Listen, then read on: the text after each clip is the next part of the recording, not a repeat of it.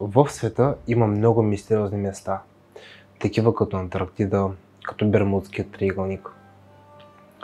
Но Египет крие наистина много мистерии и загадки, по-точно неразгадани загадки. Всъщност, някой от вас може ли да си представи какви находки или пък по-точно какви неща могат да се открият в Египет? Ако нямате никаква идея, то в този видеоклип ще разберете какви находки са могли да намерят учените, че те са били шокирани. Именно днес в този видеоклип ще разберете. Аз съм Айхан Инфа, приятели. Ако накрая на видеоклипа сметнете, че видеоклипът ви е бил интересен, образователен и забавен, бих се радвал за един лайк, един коментар и защо пък не абониране с камбанка. Сега ви желая приятно гледане, приятели. В продължение на повече от 100 години в Египет се провеждат археологически разкопки и изследвания. През тези години учените са открили много находки, много от които наистина са ги удивили и дори са им променили разбирането за историята на Древен Египет. Но има и такива находки, които са оплашили следователите. Мнозина са сигурни, че са прокълнати и носят нещастие на всеки, който се докосне до тях. Наистина ли е така? В това видео ще споделя с вас най-невероятните находки, намерени в Египет. Мумия със златен език. През 2021 година в Египет археолозите са открили мумия със златен език. Приблизителната я възраст се оценява на 2000 години. Екип от археолози са открили 16 погребения на скални гробници. Вътре е имало лошо запазени мумии. Смятало се, че на мъртвите са давани амулети от златно фолио под формата на езици, за да могат да говорят пред съда с бог Озирис в отвъдния живот. Древните египтяни са вярвали, че Озирис е господарят на подземния свят и съдията на мъртвите. Учените също са открили погребалните мраморни маски и няколко златни монети с името на кралицата на Египет Клеопатра. Гробницата на Тутанкамон. В долината на царете в Египет са намерили находка, която се счита за възможно най-известното археологическо откритие не само в Египет, но и в целия свят. То е открито от екип археолози през 1922 година.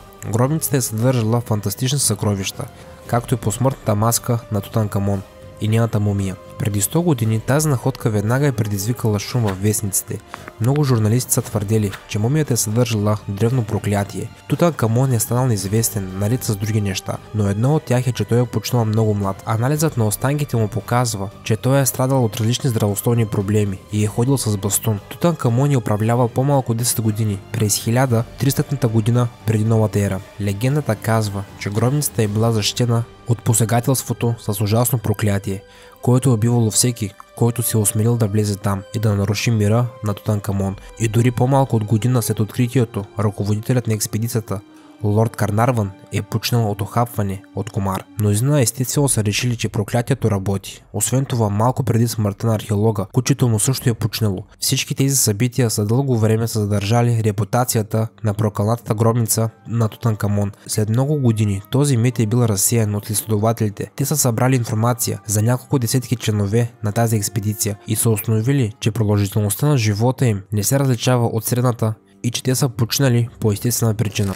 Загадъчният град под водата. В продължение на много векове е имало легенда за мистериозен град Гераклион. Спомената е в някои древни египетски записи, но в продължение на хиляди години е бил дълбоко под водата. След много години на търсене, след като са изследвали огромната територия на залива край брега на Египет, френските археолози са видели огромно каменно лице на дъното на морето. Това е било само началото на грандиозната находка. Сред подводните руини е имало 64 кораба със съкровища, златни монети, огромни статуи и дори останки от масивен храм. Руините и артефактите са били идеално запазени и са давали представа, че преди много години на това място е било едно от най-големите пристанищни градове в света. Гераклион е контролирал цялата търговия в Египет. Градът е изглеждал като съвременна Венеция. Той се е състоял от голям брой острови, които са били разделени от канали. Основната мистерия остава причината за изчезването на това място. Учените до ден днешен не са разбрали защо огромният Гераклион е останал под вода. Сребърният фараон. През 1939 година археологът Пиер Манте открива онези, които са управлявали Египет преди много години. Но най-интересната подробност е, че фараонът е бил погребан в ковчег, направен от сребро, и също е имал златна погребална маска върху него. Поради тази находка Сусенец започва да се нарича Сребърният фараон. Също така са намерени съдове в гробницата. където са били някои органи на фараона. Те са били поставени по време на погребението, тъй като гробницата е открита, когато е започнала Втората световна война. Тя е привлякла много малко медийно внимание. Една от основните мистерии на тази находка се крие в безпрецедентното богатство на откритият гроб, тъй като среброто е много по-рядък вид скъпоценен метал на Древен Египет, в сравнение с златото. Тоест луксът на гробницата казва, че фараонът е бил много успешен в финансовите и политическите въпроси по време на управлението си, но Псусенеец не е бил такъв, който предизвиква много въпроси от историците. Мумията на Рамзес II. Много историци го наричат най-могъщият фараон в историята на Египет. Това е бил именно Рамзес II. Той е управлявал 6 десетилетия през 1300 година преди новата ера. Живял е повече от 90 години и според приблизителни оценки е бил баща на повече от 100 деца. Първоначално тялото му е било погребано в долината на царете, както е обичайно за фараоните, но по-късно древните египетски жреци го преместват, за да предотвратят мародерите. В края мумията на Рамзес II е открита в таен кралски тайник, заедно с мумии и с повече от 50 други членове на древноегипетското благородство. Започва посилното десетилетие от състоянието на мумията на Рамзес II и както сами се досещате, той се влошава значително. И днес е необходима много работа на специалистите, за да запазят артефакта още дълги години. Розетският камък. През 1799 година историците са открили мистериозен камък на територията на Египет. Имало е надпис на 3 различни езика и учените са знаели само един от тези езици – гръцки. Но тъй като гръцкият надпис е предавал същият указ като другите два езика, това е помогнало на учените да дешифрират непознатите знаци. Розетският камък е съдържал указ, написан от съвета на свещениците, който е потвърждала правото на фараона Птолемей V да управлява Египет. Фараонът е бил на 13 години по това време. Научната група, ръководена от Наполеон, е открила камъка през 1799 година, но по-късно британците пленяват камъка, който сега е в Британския музей. Египтяните вече много години са искали от Великобритания да върнат камъка, но неизменно получават отказ. Долината на златните мумии. В средата на 90-те години на миналия век група археолози са разкрили голямо погребение близо до Кайро. Първоначално са били открити около 100 мумии. Някои от тях са имали златни маски и златни плочи на гърдите си, а други просто са били покрити с глина или плат. От тогава още стотици мумии са открити в тази област, но учените са били сигурни, че това не е всичко. Те са предполагали, че общият им брой може да достигне до 10 000, а възрастта им е около 2000 години.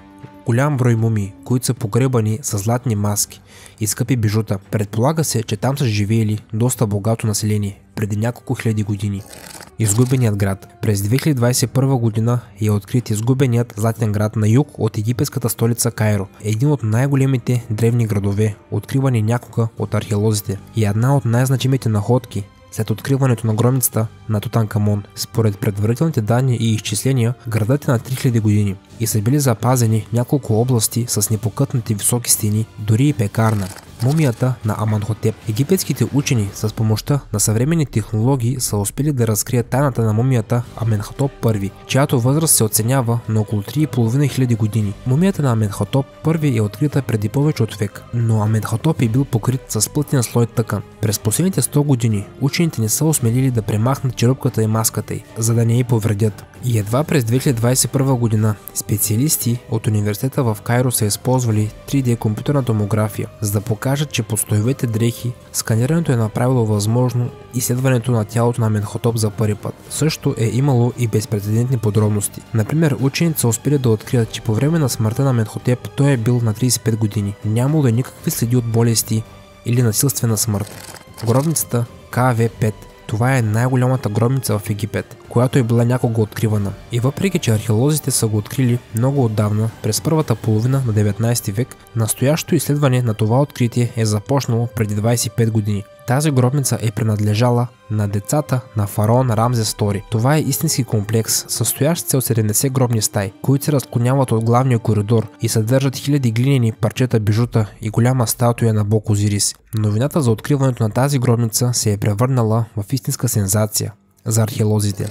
Папируси от епохата на пирамидите. През 2013 година група археолози са обявили за ново открито пристанище, построено по протежението на Червено море, преди около 4500 години, по време на управлението на фараона Хуфу. Сред находките има папируси, които разказват за изграждането на голямата пирамида в Гиза, най-голямата пирамида строена някога. Папирусите посочват, че варовикът, използван за външната облицовка на голямата пирамида, е транспортиран до Гиза през река Нил и поредица от канали. Според папируса, едно пътуване с лодка за доставяне на варовика е отнемало около 4 дни. Някой от вас знаеш ли за тези находки? За кои от тях знаехте и за кои не? Бих се радвал да споделите долу под видеоклипа. Предполагам, че знаете. Отговарям на всеки един коментар. За мен това е удоволствие. Видеоклипа хареса ли ви, приятели? Ако видеоклипът ви е харесал, предполагам, че знаете какво трябва да направите. Един лайк, един коментар и абониране с камбанка. Качвам по 3 видеа всяка седмица, специално и само за вас. И преди да си кажем чао, искам да споделя с вас, че това е моят плейлист с всички интересни и качени видеа от мен в YouTube.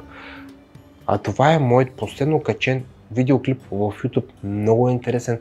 Натискайте и се наслаждавайте. Чао, приятели! И до скоро!